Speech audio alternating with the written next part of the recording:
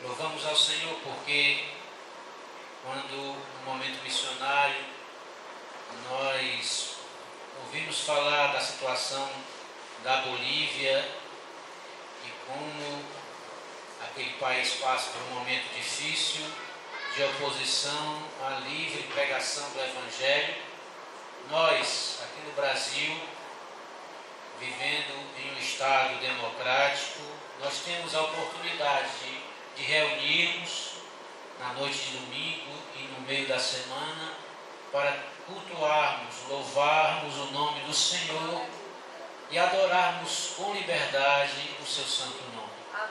Isso já é uma grande razão, motivo de nos alegrarmos. Amém, irmãos?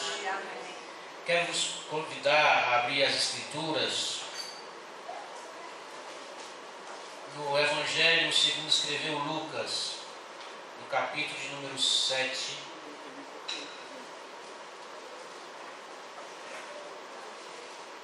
versículos do 18 ao 35.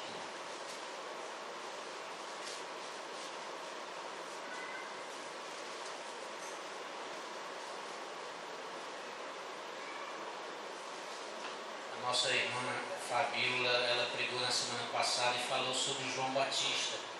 Nós também nessa noite queremos continuar falando sobre João Batista para aprendermos com a sua história alguns ensinamentos para as nossas vidas. Diz assim as Sagradas Escrituras, capítulo 7 de Lucas, versículo 18 até o 35. Todas estas coisas foram referidas a João pelos seus discípulos, e João, chamando dois deles, enviou-os ao Senhor para perguntar: És tu aquele que estava para vir, ou havemos de esperar outro? E quando os homens chegaram junto dele, disseram: João Batista enviou-nos para te perguntar: És tu aquele que estava para vir, ou esperamos outro? Naquela mesma hora curou Jesus muitos de moléstias e de flagelos e de espíritos malignos, e deu vista a muitos cegos. Então Jesus lhe respondeu: Ide e anunciai a João o que viste e ouvistes. Os cegos veem, os coxos andam, os leprosos são purificados, os surdos ouvem, os mortos são ressuscitados, e aos pobres anuncia-se-lhes o Evangelho. E bem-aventurado é aquele que não achar em mim motivo de tropeço. Tendo-se retirado os mensageiros, passou a Jesus dizer ao povo a respeito de João: Que saíste a ver no deserto? Um caniço agitado pelo vento? Que saíste a ver? Um homem vestido de roupas finas? Os que se vestem bem e vivem no luxo assistem nos palácios dos reis. Sim, que saíste a ver? Um profeta? Sim, eu vos digo, e muito mais que um profeta. Este é aquele que está escrito: Eis aí, envio diante da tua face o meu mensageiro, o qual preparará o teu caminho diante de ti. E eu vos digo que entre os nascidos de mulher, ninguém é maior do que João, mas o menor no reino de Deus é maior do que ele. Todo o povo que o ouviu e até os publicanos reconheceram a justiça de Deus, tendo sido batizados com o batismo de João. Mas os fariseus e os intérpretes da lei rejeitaram, quanto a si mesmos, o desígnio de Deus, não tendo sido batizados por ele. A que, pois, compararei os homens da presente geração, e a que são eles semelhantes? São semelhantes a meninos que, sentados na praça, gritam uns para os outros: Nós nos tocamos flauta e não dançastes, entoamos lamentações e não chorastes. Pois veio João Batista não comendo pão nem bebendo vinho, e dizeis: Tem demônio. Veio o Filho do Homem comendo e bebendo, e dizeis: Eis aí um glutão e bebedor de vinho, amigo de publicanos e pecadores. Mas a sabedoria é justificada por todos os seus filhos. Meus amados irmãos, quando nos deparamos diante dessa leitura, desse texto maravilhoso, nós temos a intenção de aprendermos com a vida de João Batista. E quem foi João Batista? A Bíblia nos dá uma biografia dele. O nascimento de João Batista não foi algo comum, algo que acontece corriqueiramente, a começar pelo fato de sua mãe ser estéril. E nós temos sempre contado aqui na igreja, sempre ouvimos pregações de pessoas que tiveram filhos e que essas pessoas eram estéreis. E com João Batista aconteceu o mesmo. João Batista, a sua mãe era estéril. Um outro fato que marca o nascimento de João Batista é que o seu nascimento foi anunciado por um anjo, exatamente na hora em que seu pai Zacarias, que era um sacerdote, queimava incenso no templo. E a gente pode compreender que o incenso, a queima do incenso era uma espécie de simbolismo da oração, da petição, do clamor de misericórdia, do reconhecimento e da graça de Deus. Nós vemos isso lá em Lucas capítulo 1, versículo 13 ao 17. Nós vemos ali a história de que Zacarias, ele ia ministrar naquela ocasião ao Senhor como sacerdote, e segundo a história existiam mais de 20 mil sacerdotes naquela época, e era a única ocasião que Zacarias iria ao templo fazer o seu ministério sacerdotal, e depois ele voltaria para casa, porque havia uma fila enorme de sacerdotes que iriam fazer o mesmo. E justamente naquela ocasião em que Zacarias ia queimar o incenso no lugar dos santos, um anjo se posta ao lado do altar e anuncia o nascimento de João Batista. A gravidez de sua mãe também foi o único sinal que o anjo deu a Maria em relação à encarnação divina de Cristo. Nós vemos isso em Lucas, capítulo 1, versículo 36. Os irmãos podem acompanhar nas suas Bíblias.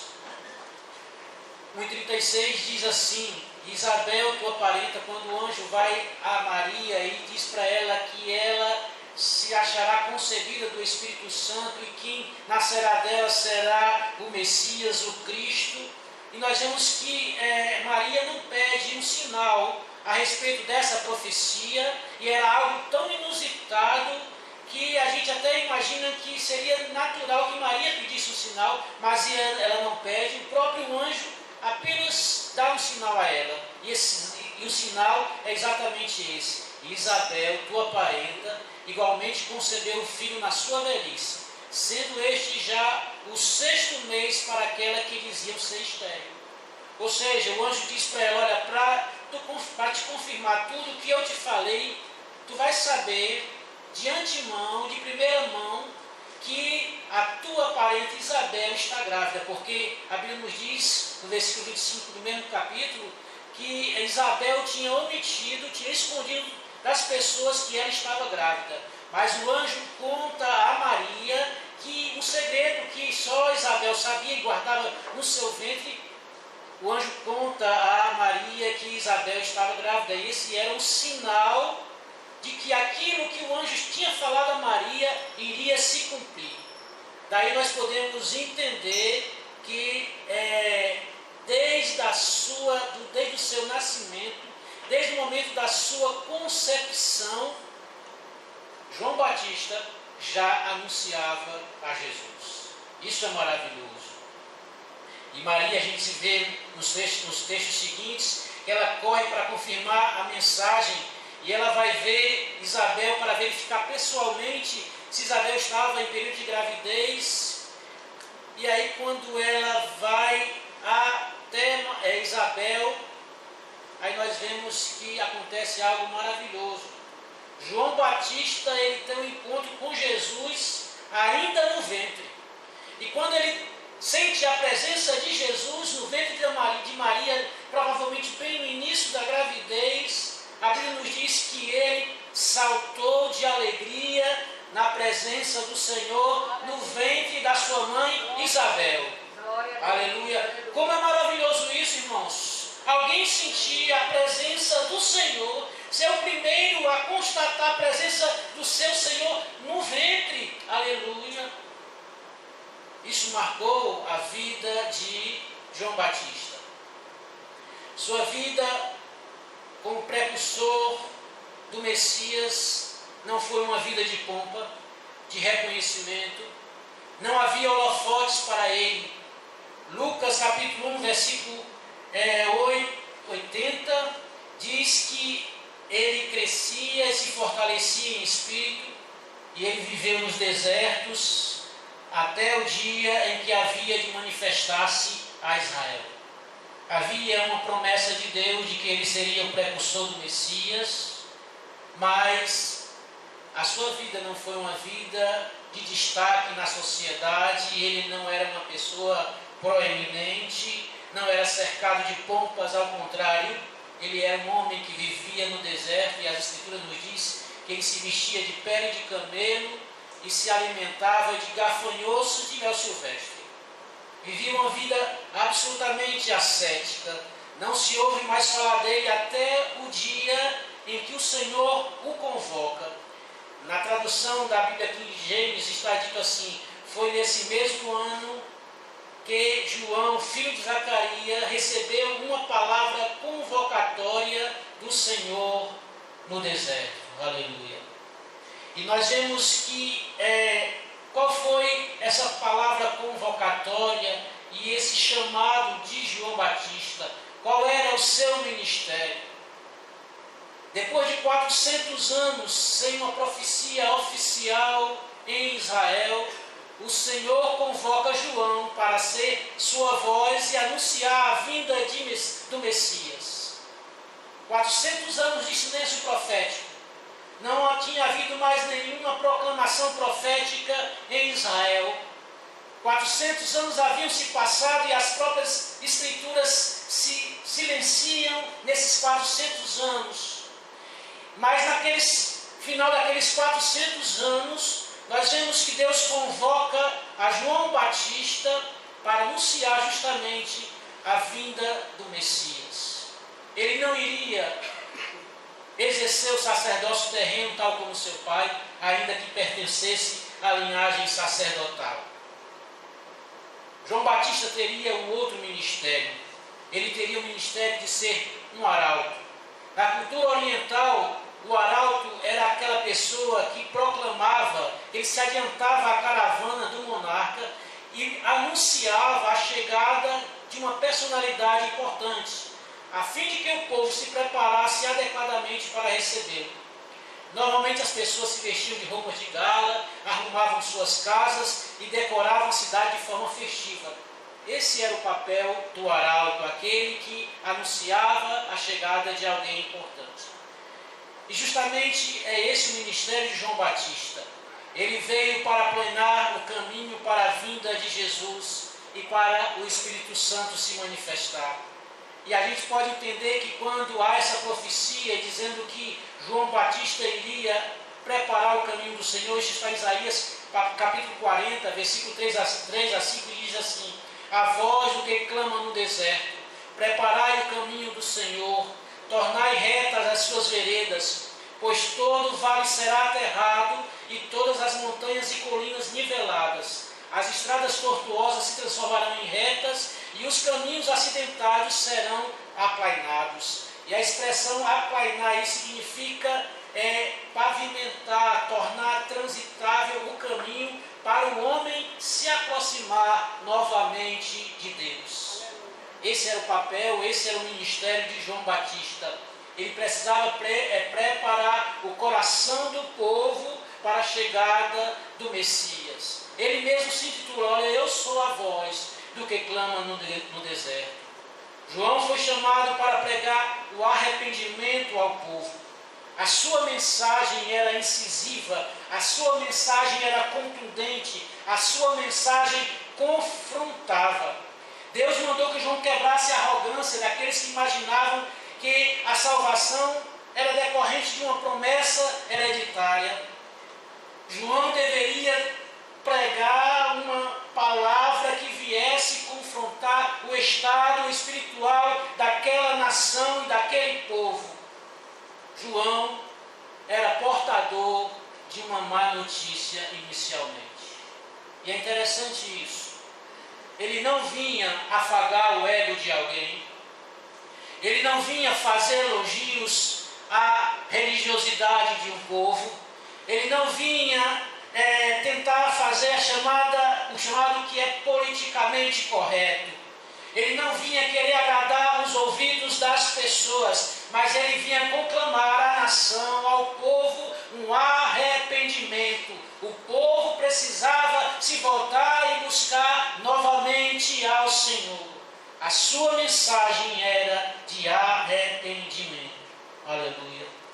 O batismo de João era um ato simbólico no qual as pessoas demonstravam publicamente a sua compreensão e tristeza pelos erros e pelos pecados cometidos. E nós vemos que a mensagem de João Batista, ela confronta basicamente 3 tipos de pessoas, categorias de pessoas: as multidões, aquelas que viviam à procura de novidades; os publicanos, aqueles que se prestavam a recolher os tributos para o Império Romano; alguém que vivia uma vida de corrupção, que tirava das pessoas, que praticava o que a gente hoje chama de corrupção; e também os soldados, que muitas vezes se utilizavam da força também para praticar a corrupção. Homens com seus vícios, com seus erros e com as suas culpas. João Batista veio confrontar estes. E interessante que a mensagem dele era impactante, era contundente, apesar de ser uma mensagem firme, uma mensagem forte, uma mensagem que confrontava. Mas essa mensagem era uma mensagem poderosa, a ponto de essas pessoas perguntarem a João Batista: olha, o que nós devemos fazer? O que podemos fazer diante dessa situação que tu estás a denunciar? E João então aponta a necessidade de uma mudança de comportamento, de atitude, uma mudança ética. E aí nós vemos que João mesmo não trazia a salvação, e somente ele era portador de uma má notícia: olha, vocês precisam se arrepender, vocês estão nos seus delitos e pecados, vocês estão distantes de Deus, há uma condenação que pesa sobre vocês. Mas ele mesmo não trazia a salvação. Ele proclamava a necessidade de mudança de vida, mas não resolvia o problema do pecado.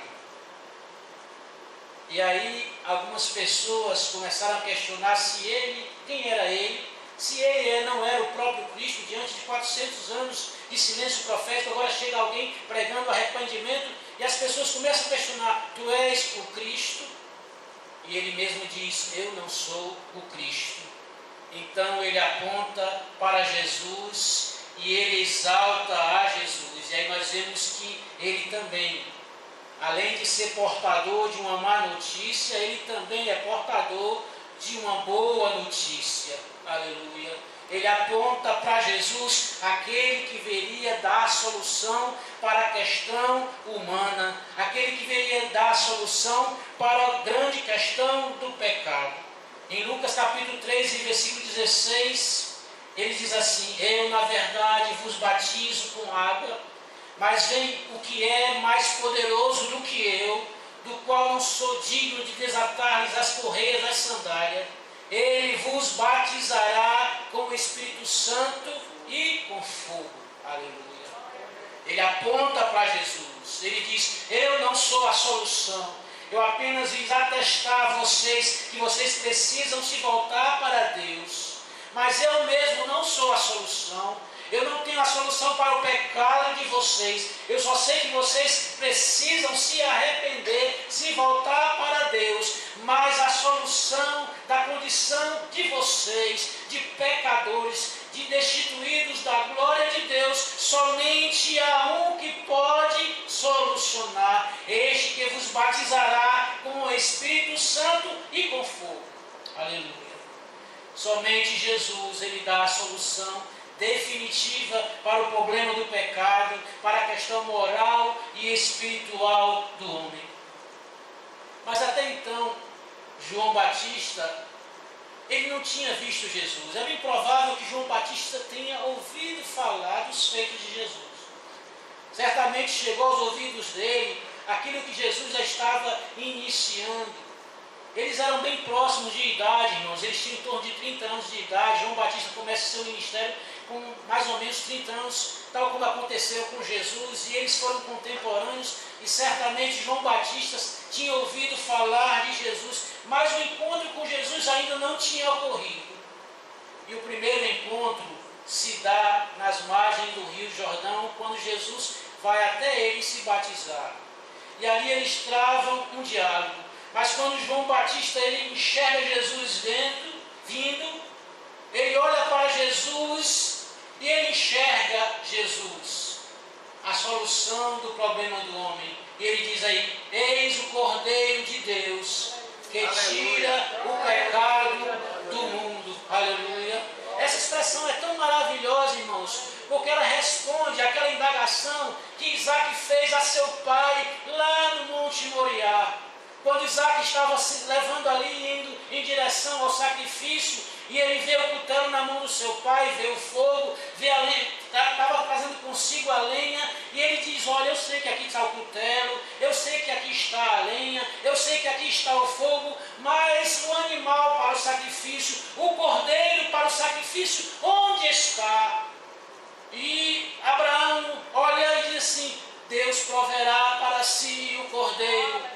E João Batista agora, quando vê Jesus se aproximando dele, ele responde àquela pergunta de Isaac e diz: eis o Cordeiro de Deus que tira o pecado do mundo. Aleluia. Quanto tempo se passou para ver a resposta a essa pergunta de Isaac?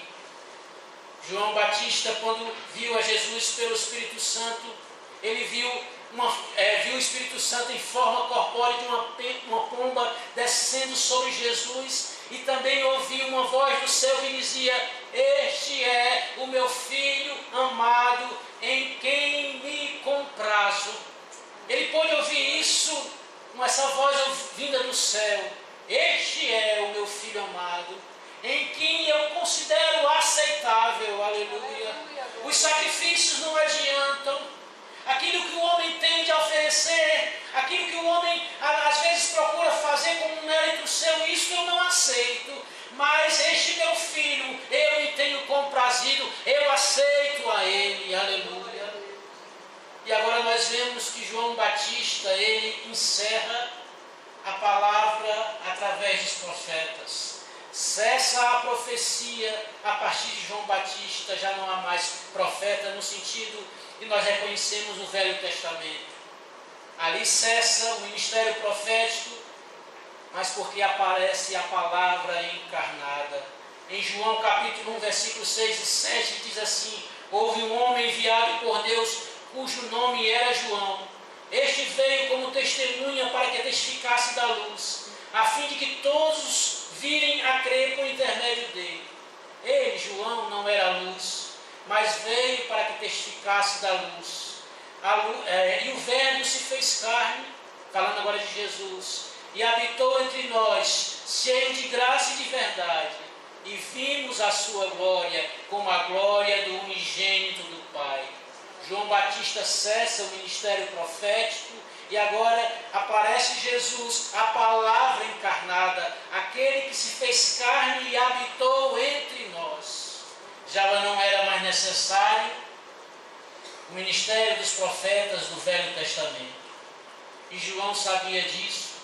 João sabia que ele, diante do Senhor, ele era pequeno. Quando alguém foi questionar Jesus, que Jesus estava batizando também, e na verdade, um dos evangelistas diz que não era propriamente Jesus que batizava, mas os seus discípulos. Mas alguém veio questionar a João Batista sobre o fato de Jesus também estar batizando.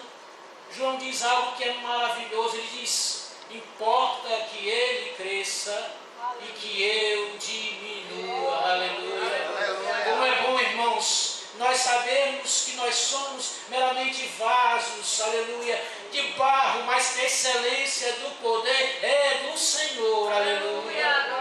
Muitas vezes queremos nos ufanar, queremos nos orgulhar, queremos ostentar alguma posição, mas que nós possamos aprender como João Batista: importa que ele cresça, é ele que tem que aparecer, a glória é dada para ele, a glória não nos pertence. Aleluia. Importa que ele cresça e que eu diminua. Amém. Glória a Deus. E aí nós vemos que apesar de João Batista ser este homem de Deus, se este grande homem, apesar de tudo isso que ele demonstra, houve um momento em que o seu ministério parece estar em um ocaso, está em um declínio. João Batista, porque denunciava os pecados de Herodes, agora ele é preso, ele está na prisão, e parece que acaba a saga de João. Parece que João perde a importância. Já passou o seu tempo, já passou o seu ministério, e ele não tem mais importância nenhuma. O seu ministério profético havia se encerrado, e aparentemente parece ser um fim melancólico daquele homem que era considerado um grande profeta. E nós também podemos ter em mente que o seu ministério foi semelhante ao de Elias, e o próprio Jesus faz essa comparação. João Batista não é uma encarnação de Elias, mas ele veio tal como veio Elias. Pela palavra de Deus nós compreendemos que o seu ministério é semelhante ao de Elias. Ele também, como Elias, confrontou, denunciou a degradação moral, e ele também sofreu perseguição, ele também foi ameaçado de morte. Ele também, como Elias, teve um momento de dúvida. Nós sabemos que Elias foi ameaçado por Jezabel. Lá no deserto, Elias desejou a morte. E na caverna, ele desejou o isolamento e pensou que também seria o fim. Ele achou que não haveria mais sentido. João Batista, na prisão, ele ouviu falar dos relatos de Jesus. Ele ouviu falar das palavras de Jesus. Ele ouviu falar dos milagres de Jesus. Mas João Batista imaginava que Jesus, como Messias, ele iria implantar o reino dele ali na terra. Naquela ocasião ele não tinha totalmente o vislumbre do ministério de Jesus. E agora, quando ele vê que Jesus, apesar de operar maravilhas, operar milagres, e apesar da sua palavra, ele fica em dúvida, e aí ele faz uma indagação: tu és o Messias? Tu és o enviado? Ou será que ainda há outro Messias para vir? A dúvida assalta o coração de João, e ele se sente como que desanimado. Ele estava preocupado e ansioso para ver o Messias, a quem ele anunciara durante toda a sua vida. Ele queria que o Messias libertasse a Israel e estabelecesse o seu reino. Mas ali está João Batista preso e Jesus lá fora falando o Evangelho. E aí ele manda, nessa passagem que nós lemos, ele manda 2 dos seus discípulos perguntar a Jesus: és tu o Messias mesmo? Ou será que existe outro que nós esperamos? Aleluia. Muitas pessoas já haviam perguntado a Jesus se ele era o Messias. Muitas pessoas queriam conhecer quem era Jesus, e às vezes chegavam a perguntar a Jesus quem era ele. Nicodemos é um exemplo de pessoa que chegou a Jesus e disse ao Senhor: olha, bem sei que tu és profeta. Ele não identificou Jesus como um Messias, ele disse que Jesus era um profeta. Muitas pessoas indagavam quem era Jesus, e às vezes, a maioria das vezes, Jesus não deu resposta a essas indagações. Mas Jesus teve uma deferência a João Batista, porque Jesus sabia quem era João. Para Jesus, João Batista não era alguém que apenas era útil ou funcional e que agora tinha perdido a utilidade. Jesus sabia quem era João Batista, e aí Jesus teve essa deferência com João Batista. João, eu vou responder, João, a tua pergunta. Aleluia. Então, como resposta, Jesus faz milagres, opera milagres ali naquela ocasião. E o que Jesus queria dizer para João Batista era o seguinte: olha, eu vou te mostrar que eu sou o Messias. Lá no livro de Isaías, capítulo 9, versículo 2, diz que o povo que andava nas trevas viu uma grande luz, e sobre os que habitavam na terra da sombra da morte resplandeceu a luz. Isso falando do Messias. Lá também em Isaías, no capítulo 35, versículo 4 a 6, diz assim: dizei aos desalentados de coração, sede forte, não temais, eis o vosso Deus, a vingança vem, a retribuição de Deus, ele vem e vos salvará, então se abrirão os olhos dos cegos e se desimpedirão os ouvidos dos surdos. E aí Jesus prontamente passa a curar os cegos, abrir a visão dos cegos, curar os surdos, curar os aleijados, a visitar os pobres. E quando ele faz tudo isso, assim, olha, vai contar para João Batista, porque eu estou cumprindo aquilo que Isaías falou. Conte que cumprimento das profecias de Isaías estão se cumprindo em mim. Ele saberá, ele sabe qual é essa linguagem profética. E ele, quando ouvir esse relato, ele vai saber que eu sou o Messias. O que Jesus estava falando para João era: João, sou eu sou o Cristo, João. Os profetas terminaram em ti. Os profetas se encerram em ti, mas eu sou o cumprimento dos profetas. Eu sou a esperança daqueles que vieram antes de ti. Eu sou o motivo da tua pregação. Eu sou aquele a quem tu esperas, João. Sou cego ao teu coração. Não há outro mais para esperar. Não há outro Messias para vir. Eu sou o Messias. Aleluia. Consola o teu coração. Apazigua a tua mente. Tenha segurança na tua vida, João. Aleluia. Jesus sabia do coração de João, ele fortaleceu a fé dele. Aleluia. Mas Jesus não para por aí. Depois que os dois discípulos de João saem, aí Jesus começa a fazer uma biografia de quem era João. Jesus diz assim: olha, eu vou falar um pouco de João. Porque João, ele foi aquela pessoa que não apareceu nos holofotes da sociedade, mas eu vou dizer algumas características de João. O que vocês esperavam ver naquele homem que se vestia tão rudemente, naquele homem que se vestia de pele de camelo e que se alimentava de mel silvestre e de gafanhoto? Vocês esperavam que veria um caniço agitado pelo vento? Ele não era um caniço agitado pelo vento. Ele era autêntico e corajoso. Não era alguém que se movia ao sabor do vento e da vontade de ninguém. Não era alguém que era conveniente. Não era alguém politicamente correto. Ele denunciava o pecado. Aleluia. Isso nos traz um ensinamento, irmãos. Será que nós somos como João? Ou será que nós somos como um caniço agitado pelo vento, ao sabor dos modismos dessa sociedade? Nós estamos sendo convenientes, nós estamos nos comportando de acordo com o vento dessa sociedade, estamos nos movendo conforme a vontade deste mundo? Ou podemos ser como João Batista, nós estamos prontos a denunciar o pecado, a apontar para o erro, a se levantar contra essa sociedade corrompida? Nós precisamos ter postura como João Batista. Não podemos nos comportar como caniço agitado pelo vento.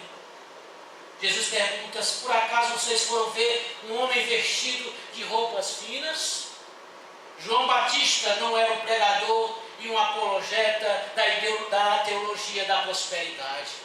Ele não pregava o bem-estar do homem. Ele não pregava agora um evangelho que satisfazia o ego humano, os interesses humanos. Não era focado na sua própria existência. Ele era um homem simples, talhado pela vida dura. Ele havia se disciplinado.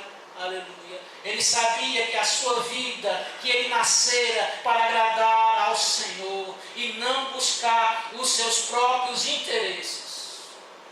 Essa é uma característica que nos serve de referência.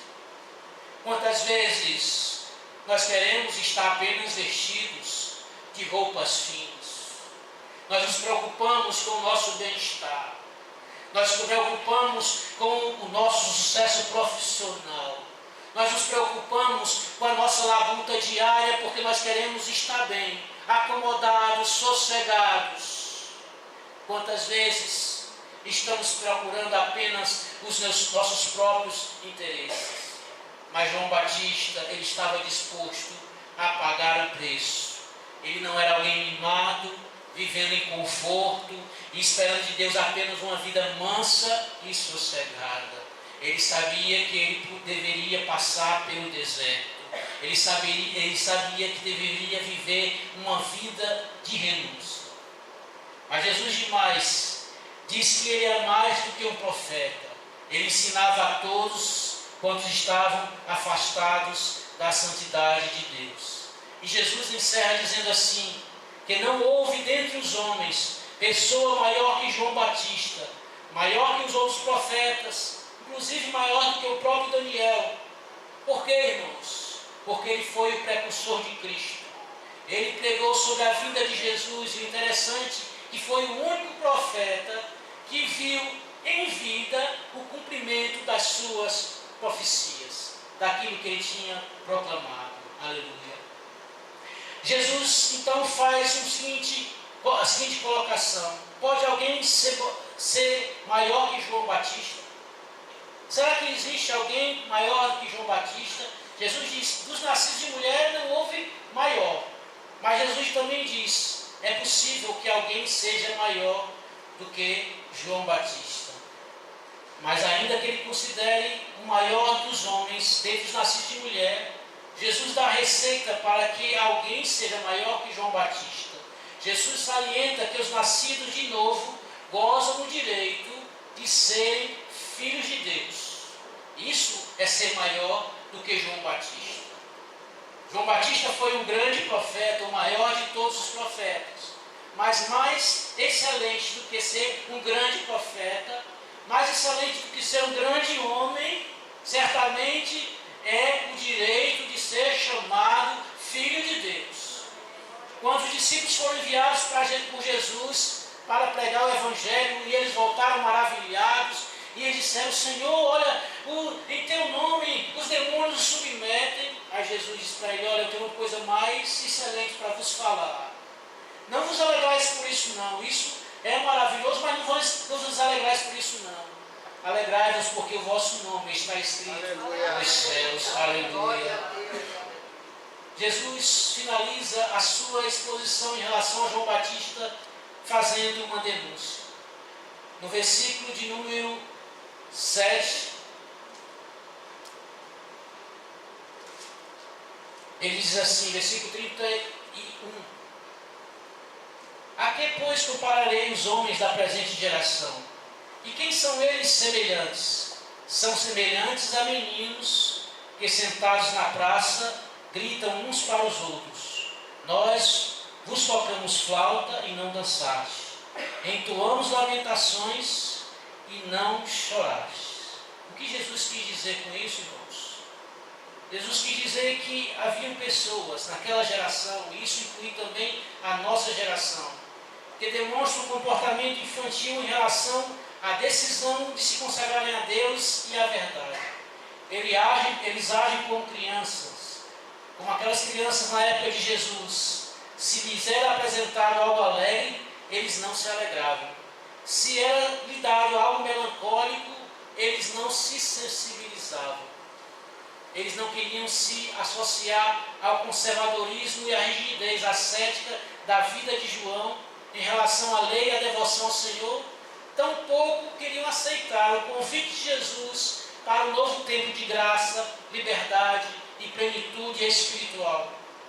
Preferiam acusar a João de ter demônios e acusar de Jesus de ser um charlatão. Simplesmente eles não queriam tomar postura. E quantas vezes isso acontece conosco? Nós queremos ser indiferentes, não queremos ter compromisso, não queremos agora ter vínculo, não assumimos comprometimento diante do Senhor. Mas Deus, Ele requer compromisso, Deus, Ele requer comprometimento. Ele não se contenta com a metade de você, Ele não se contenta com a sua sobra. Deus requer o integral, a sua vida em totalidade. Ele requer de você renúncia completa. Ele não quer de você algumas concessões apenas. O Senhor não espera que você seja um seguidor condicional. Dependendo das circunstâncias, eu te sigo, Senhor. Quando um escriba chegou para Jesus e disse para ele, olha, Senhor, eu quero te seguir. E ele diz assim, olha, as raposas têm seu covis e as aves do céu seu ninho, mas o Filho do Homem não tem onde reclinar a sua cabeça. Muitas vezes o andar com Jesus não é fácil. envolve uma vida de renúncia, envolve uma vida de restrição, envolve uma vida agora que você tem que abrir mão dos seus próprios interesses. Precisamos fazer como Mateus, e quando Jesus chegou para ele, e essa passagem é interessante, o chamado de Mateus, Jesus chega para Mateus e olha para ele, que está sentado na coletoria de impostos, e diz assim: olha, vem e segue-me. Mateus, ele não questionou o convite de Jesus, Mateus não impôs condições, Mateus não colocou uma relação de critérios e de condições para o Senhor. As Escrituras nos dizem que prontamente ele seguiu a Jesus. Não há mais tempo para meio compromisso, irmãos. Não há mais tempo para entregas parciais. Não há mais espaços para concessões. A vocação de Jesus, o chamado do Senhor é para o todo. Aleluia. Nós podemos ver isso quando Jesus fala, lá em Lucas capítulo 14, nós já estamos encerrando, versículo de número 25 ao 33. Diz assim: grandes multidões o acompanhavam, e ele voltando lhe disse: se alguém vier a mim e não aborrece seu pai e mãe, e mulher, e filhos, e irmãos, e irmãs, e ainda a sua própria vida, não pode ser meu discípulo. E qualquer que não tomar a sua cruz e vier após mim, não pode ser meu discípulo. Por qual de vós, pretendendo construir uma torre, não se assenta primeiro para calcular a despesa e verificar se tem os meios para concluir? Para não suceder que, tendo lançado os alicerces, não podendo acabar, todos os que haviam zombam dele, dizendo: este homem começou a construir, não pode acabar. Ou qual é o rei que, indo para combater outro rei, não se assenta primeiro para calcular se com 10.000 homens pode enfrentar o que vem contra ele com 20.000? Caso contrário, estando outro ainda longe, envia-lhe uma embaixada, pedindo condições de paz. Assim, pois, todo aquele que dentre vós não renuncia a tudo quanto tem, não pode ser meu discípulo. Aleluia. O que Jesus está dizendo é o seguinte: importa que você renuncie. Não adianta você dizer: olha, Senhor, eu vou te servir, mas começar a se apegar a uma coisa e se apegar a outra, deixar Jesus em segundo plano. Não é assim que o Senhor te chamou para você seguir.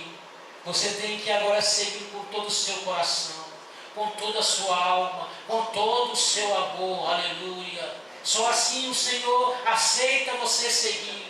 Quando Jesus fala assim: aquele que não quiser me seguir, tome a cada dia a sua cruz e siga-me. Tomar a cruz significa ir por um caminho que não tem mais volta. Aquele que pegava a cruz e se dirigia em direção ao lugar do sacrifício, ele sabia que lá no final do caminho não poderia mais voltar. Jesus, ele está dizendo isso para nós: aquele que quisesse me seguir tem que renunciar a si mesmo, tomar cada dia a sua cruz. É um caminho sem volta, é uma proposta de vida que exige agora plena renúncia. Quando Pedro chega para Jesus: Senhor, olha, nós temos deixado tudo de seguido. Jesus fala para ele: realmente, aquele que me serve terá nesta vida muito mais, e no porvir a vida eterna. Que nós possamos aprender com as Escrituras, que possamos aprender com João Batista, que renunciou à sua própria vida, que deixou de lado os seus interesses, que não agora teve nenhum sentimento de tristeza ou de perda em saber que ele tinha dedicado toda a sua vida a proclamar a vinda de Jesus. Que a nossa vida seja uma vida de compromisso, de comprometimento com o reino dos céus. Aleluia. Somente assim nós teremos condições de sermos considerados discípulos de Cristo e termos a aprovação do Senhor. Que Deus nos abençoe.